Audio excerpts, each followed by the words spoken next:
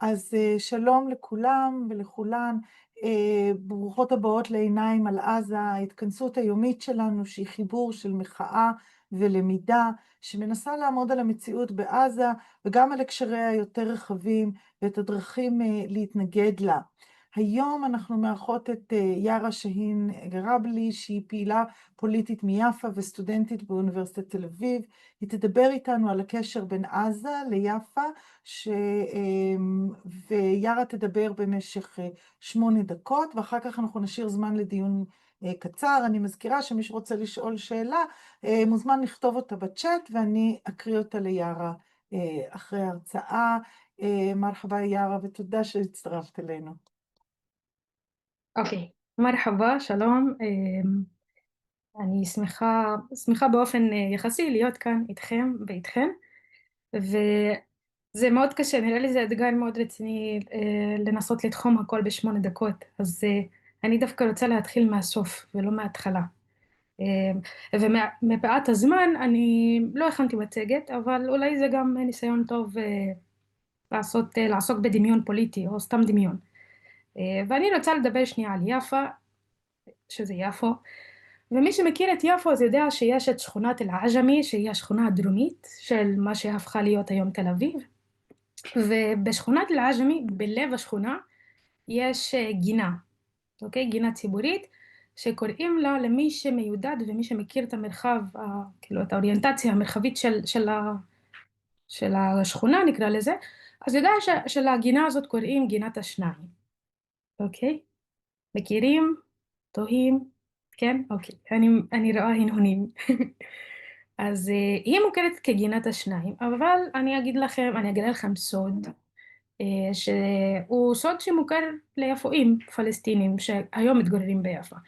לגינת השניים אף פעם לא קוראים גינת השניים. בערבית אנחנו קוראים לה ג'ננת אל-עזאזמה, שזה גינת העזתים. זה מוכר לנו גם בתודעה, וזה גם מוכר כשמדברים אפילו בלקסיקון היומיומי. בין אם נרצה לדבר שנייה, אולי זה ידרוש כאילו שיחה אחרת, אבל בין אם נדבר על תודעה פוליטית ובין אם לא, יפאים פשוט קוראים לגינה הזאת גינת העזתים, ג'ננת אל-עזאזמה. עכשיו למה זה מעניין? כי כל החיים אנחנו מדברים על הגינה הזאת בשם הזה, אבל גם לא תוהים ולא מתעקשים לעמוד על זה שנייה ולהגיד, אוקיי, שנייה, למה גינת העזתים בעצם? ופשוט אומרים את זה בסדר היומיומי ובשיח המאוד מאוד כביכול לא פוליטי ורגיל שהוא עובר על סדר היום. ואני זוכרת שאיזשהו פעם אני שאלתי את סבתא שלי, אבל סבתא, למה זה גינת העזתים? ואז היא הסבירה לי בצורה כאילו אנחנו מרחפות וחוזרות בזמן, והיא אומרת לי, טוב תשמעי, את כנראה לא תאמיני, אבל בגינה הזאת הייתה תחנת אוטובוסים פעילה וישירה מעזה ליפו ומיפו לעזה, הלוך חזור. עכשיו ליד זה גם היה תחנה שהיא גם מאוד פעילה וחיה ותוססת, שגם מוניות נהגו לעמוד שם ואפילו מוניות שירות. אני מנסה לא בקטע להתאים את המושגים להיום, אבל כאילו לחבר אותנו להוויה של מוניות שירות, מוניות, העובדה שאפשר ללכת לעזה מיפו בכזו נגישות, שזה מעניין מאוד. ואז אני פשוט נדהמתי, כי אמרתי איך זה הגיוני, שזה מעלה לנו תהייה גם לגבי המרחק והגיאוגרפיה, אבל לא רק המרחק הגיאוגרפי. ופה זה מאוד מעניין להזכיר, גם אם זה ידוע לכולנו, שיפו רחוקה בסך הכל מעזה כ-65 קילומטרים, שאם אני באמת רוצה לתת דוגמה פרועה, יפו יכולה להיות קרובה לעזה יותר מאשר יפו לצפון תל אביב כשיש פקקים, אוקיי? אז זה מדהים, זה סתם כאילו משהו לשים את זה בחדר תוך כדי כשאנחנו מדברים. עכשיו, מתי השם הזה השתנה ולמה הוא קריטי? בפרוץ אינתיפאדה הראשונה יש עדיין קשרים מאוד מאוד חזקים, כמובן מתרחשת הנכבה, יפו נופלת, יש יותר מ-60% פליטים מיפו שהופכים להיות עזתים, אוקיי? שהם כאילו פליטים פנימיים, אז רוב האנשים שנמצאים בעזה, הפלסטינים, הם בעצם מיפו. אז כאילו זה כבר איזשהו, לא סטטיסטיקה, אבל איזשהו משהו שמראה לנו שקשרים נקטעו באמצע, ויש משפחות, ואם נלך עכשיו למשפחות יפואיות, אז בכל משפחה ממוצעת יש לפחות מכר אחד, אם לא בן משפחה שנמצא היום בעזה. הדוגמה הכי אישית, אבא שלי מעזה, והמשפחה שלי כרגע בעזה. אז כאילו מין, וזה לא משהו רנדומלי, זה באמת, אם ממש נלך וננסה לעשות עבודת סיזיפית ועבודת נמלים, אז נמצא שבכל משפחה יש איזה מקורב, ידיד, מכר, whatever it is. שזה מאוד מעניין, שזה גם אומר טענה יותר רדיקלית מהרומנטיזציה שבדרך כלל נהגו לעשות. העניין בין יפו לעזה הוא לא רק עניין של שאיפות פוליטיות, אלא קשרים שהם לא דמיוניים, הם קשרים אמיתיים שמבוססים על משפחות שנקטעו, שנגזלו, שהקשר נקטע. אני לצורך העניין לא מכירה את המשפחה של אבא שלי שהוא מעזה, לא בגלל אבא שלי וכל מיני סיבות אישיות של קשר שהופסק או לא, אלא בגלל הבירוקרטיה של הקולוניאליזם, כאילו הבירוקרטיה של הקולוניות ושל הפיקוח והמשטור וכן הלאה. עכשיו אני דיברתי לשנייה על פרוץ האינתיפאדה הראשונה ואמרתי שלפני זה הפיקוח היה פיקוח, אי אפשר לעשות רומנטיזציה שכאילו החיים היו מנוהלים טיפה יותר טוב, אבל היה יותר חופשיות, ואחרי 48 העזתים עדיין המשיכו לבוא ליפו וראו ביפו כ... כמקום הכי תוסס וחי, גם כדי לעבוד בו וגם כדי לתחזק את המסחר ואת העבודה וכן הלאה. כמובן זה היה יפו, אבל גם גוש, מה שהיום קוראים לו גוש דן. אז הם היו... רק עוד דקה, שתיים. כן, אז אני אנסה לעשות את זה מאוד מאוד מהיר. העניין הזה של לנסות לחשוב על יפו ועזה במובן קרוב רחוק, והיה איזשהו קשר שהוא לא רק כלכלי אלא גם משפחתי, כמובן מי שהלך וחזר גם התחתן עם אנשים כאן מחדש, כאילו נוצר קשר של אחרי שפלסטינים הועברו לעזה הם חזרו לכאן והשתקעו כאן, אבל יש עדיין משפחות שנמצאות בעזה. ומה שקורה בעצם שזה אחרי פרוץ האינתיפאדה הראשונה זה מטילים יותר סנקציות והמרחב מתחיל להיות אפילו יותר מפוקח, ויש לזה הרבה מאוד השלכות שקשה למנות בדקה, אבל יש יותר פיקוח, וגם באותה שנה מתרחש איזשהו מקרה שמשנה את הצורה שבה תופסים את האזור הזה, אפילו את יפו, ומתרחש איזשהו פיגוע דקירה שמתרחש ביפו, ומישהו פלסטיני רואה את זה מיפו ומחליט לעצור את זה, והוא לא מבין אם זה יהודי או ערבי, ומחליט פשוט להציל את המצב, ואז שניהם נרצחים, שזה מאוד טרגדי, אבל בסוף משנים את השם של הגינה הזאת שהתחלתי לדבר עליה די בהתחלה, מגינת העזתים לגן השניים, כסמל לדו-קיום כלשהו. אם כי אפשר לתהות על הדו-קיום הזה ועל העירייה ועל הרצונות של העירייה ועל, כאילו להשליך את זה על צווי פינוי היום והתרחשויות כאלה ואחרות, או בכלל על נוכח הזוועות שמתרחשות בעזה. אז זה כאילו משאיר שני דברים באוויר ואני אסכם בזה. הראשון, את הקשר שהוא עדיין נמצא של פלסטינים מכל מקום, בין אם מדובר ביפו, בין אם מדובר בעזה, והדבר השני, הממסד ואיך הממסד מסתכל על זה, בין אם הממסד מגולם בעירייה ובין אם זה מגולם במחיקה שיטתית של תודעה היסטורית אוראלית בעל פה, וכמובן לא רק בעל פה אלא פיזית. וזהו, אני לא תודה, רוצה להוסיף. תודה רבה, יאללה. לא, את פתחת פה באמת, כמו שאת אומרת, העניין של דמיון פוליטי, את פתחת פה בעצם מין עוד ספירה שכאילו מתקיימת מסביבנו, מעלינו, לצידנו. יש פה שאלה, עד כמה אתם מצליחים לשמור על קשר רציף עם המשפחה והחברים בעזה היום? תודה על השאלה. זו שאלה מורכבת, כי אני אישית, אם אני צריכה לדבר שנייה על משהו אישי, אז אני מרגישה שהקשר הוא גם, אני שולחת הודעה, אבל אני לא יודעת אם אני מקבלת הודעה באותו יום. אז לפעמים זה יכול להיות באמת באותו יום, אם מתמזל המזל, ולפעמים זה יכול לקחת שבועיים. אז זה קשר שהוא כל הזמן נקטע, ומין שולחים הודעה ומקווים שהם יענו בתקופה הקרובה. לפני שבועיים התבשרתי שקרוב שלי, שאני לא מכירה, נרצח. אז זה מין להגיד שלום ולהתראות בו זמנית, או להכיר אותו אחרי שהוא מת. אז אולי בהמשך לזה, עידו שואל, אומר שאת תיארת באופן מרשים את קשרי הגומלין ההדוקים בין עזה ליפה. ברמה הרגשית, איך אתם מתייחסים למלחמה הזו ולזוועות שישראל מבצעת בעזה? האם אפשר בכלל להיות היום פלסטינים ישראלים, פלסטיני אזרחי ישראל, פלסטינים בישראל? זו גם שאלה שאני מהדהדת מלא. אני חושבת שהאתגר הכי קשה היה מאז תחילת הטבח והג'נוסייד זה להמשיך לראות באדם אדם, כאילו, ולא לגרום לישראל להכתיב לנו מה זה אנושיות. כאילו, מוצאים את עצמנו כל הזמן בלופ כזה שגם אם עושים לנו דה-הומניזציה, אסור ליפול להמשיך לעשות את זה, ולא כי ישראל דורשת את זה ולא מפחד, אלא פשוט מהרצון כן להיתפס באנושיות, בניגוד לניטשה וכל אלה שקוטלים את האנושיות. לא, אני נאחזת בה מחדש ומכוננת אותה, אבל בהקשר הזה אני חד משמעית גם אומרת שאני פלסטינית עם תעודת זהות ישראלית ולא מרגישה שההלחם הזה עובד.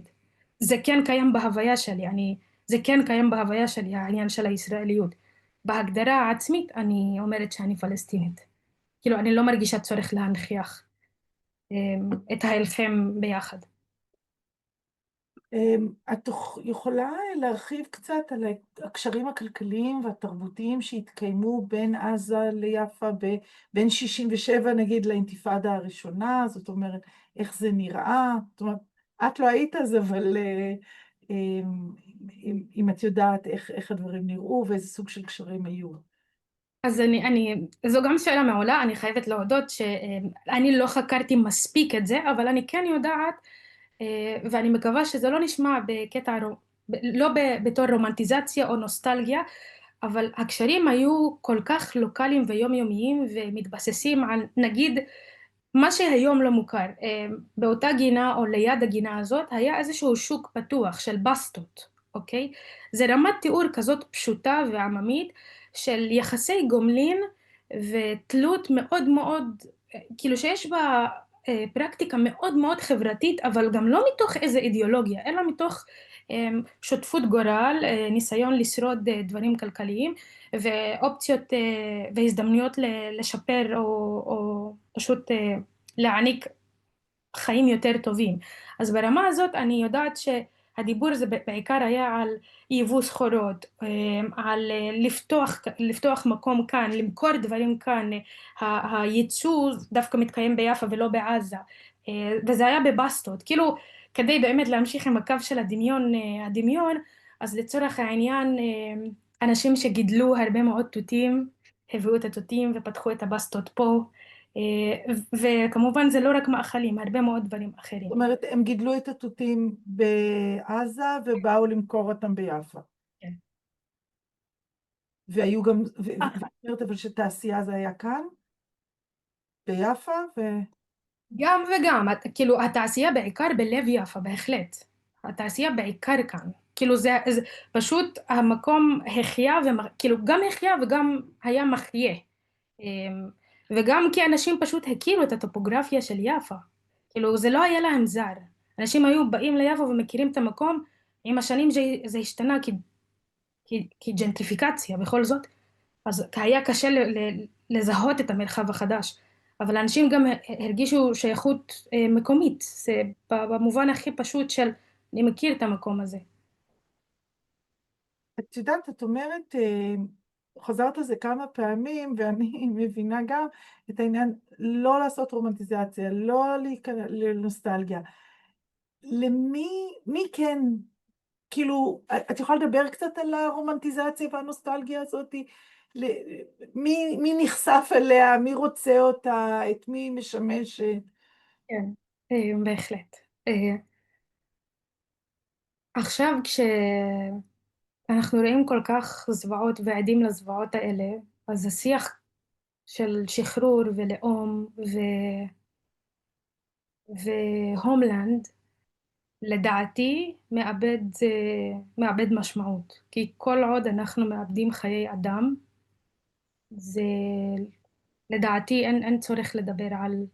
כאילו, שחרור זה מדהים, זה חשוב, אבל אני פשוט מרגישה שזה בינתיים כל כך רחוק וצריך פשוט לעצור כרגע את הרצח. אז במובן הזה זה מאוד חשוב. אני לא רוצה כאילו לצייר שהחיים היו יותר טובים, אבל כל השוואה שנעשה עכשיו היא זניחה ולא תעשה צדק עם המצב עצמו, ולכן. ולדוגמה, אני אתן דוגמה שאני מצאתי, כי אני בן אדם מאוד רומנטי, אז אולי אני סתם משליכה, אוקיי? אבל בת דודה שלי כתבה בפייסבוק שהיא מחפשת בית, והיא כתבה בית, לא דירה, אוקיי? ואני כאילו אוהבת שפות, אני אוהבת לנתח את השדה הזה. ואז אני תהיתי, אני אומרת כאילו, הם מחפשים בית באזור של דיר אל-בלח, בגזה, ואני כאילו נתפסתי על המילה, אני אומרת, באמצע הטבח היא מחפשת בית, היא משתמשת במילה בית, יש בזה מלא תקווה ומלא המשכיות. היא לא אמרה דירה, היא לא אמרה אפרטמנט, פלאט, היא אמרה בית. אז אני כאילו נאחזתי בזה. ולכן אני אומרת לפעמים זה טוב ולא טוב, כאילו, לא יודעת, אני חושבת שזה טיפה יותר מורכב, אבל פתאום מרגיש לי אל נוכח, סליחה, כל מה שמתרחש, אז מבחן התוצאה הוא שונה, והמושגים שהיו לפני הם השתנו עכשיו. יש פה עוד שאלה, תודה. יש פה עוד שאלה. אמ, את אמרת שאבא שלך עבר לעזה אחרי האינתיפאדה, או שזה, זאת אומרת, לא ברור, אבל השאלה היא איך התנהלו הקשרים בינך לבין המשפחה בעזה לפני אוקטובר 23, כן? זאת אומרת, נגיד, מהאינתיפאדה ועד אוקטובר 23, או אחרי ההתנתקות. אז הקשרים בעיקר התנהלו בשיחות, שלי לא, אבל אני תכף אסביר על זה משהו. הקשרים התנהלו בדרך כלל בשיחות טלפון ובכמה שיותר תרומות. מה אתם צריכים? אתם צריכים זה, אנחנו נעביר לכם.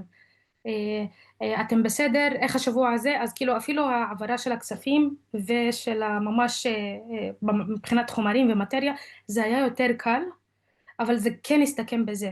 כאילו איך אפשר פשוט לעזור מבחוץ? כי הרי ביקורים וזה אין. המצב שלי הוא טיפה שונה כי אני הכרתי את כאילו אבא שלי עזב אותי ואת אחותי בגיל מאוד מאוד מוקדם, ולכן הקשר שלנו נקטע. ואת המשפחה שלי אני הכרתי חודשיים לפני אוקטובר 23. אז כאילו לא יודעת מה הקוסמוס ניסה להסביר, אבל, אבל כן. יארה, אני רוצה להודות לך מאוד, אנחנו ממש זמננו נגמר, 20 דקות עוברות מהר, אבל אני באמת רוצה להודות לך גם פה בתגובות זה עולה, וגם ממני באופן אישי, על הדיבור הבאמת האישי שהוא פוליטי, שהוא דמיון ושהוא מציאות, ועל החיבורים האלה שאת עושה בדברים שלך ובמי שאת, וזה מאוד מאוד חשוב. לנו כשאנחנו מנסים להבין את המציאות הבלתי ניתנת להבנה שבו אנחנו נמצאים כאן.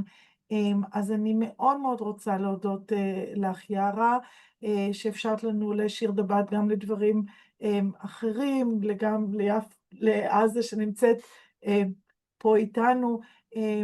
מחר אנחנו תתארח כאן חוקרת איטלקייה, מרילנה אינדליקטו, שתדבר על הזווית הייחודית שלה. תודה רבה שהגעתם, נתראה מחר בשעה 2. תודה רבה, יערה. תודה רבה, להתראות, שנשמע תודה.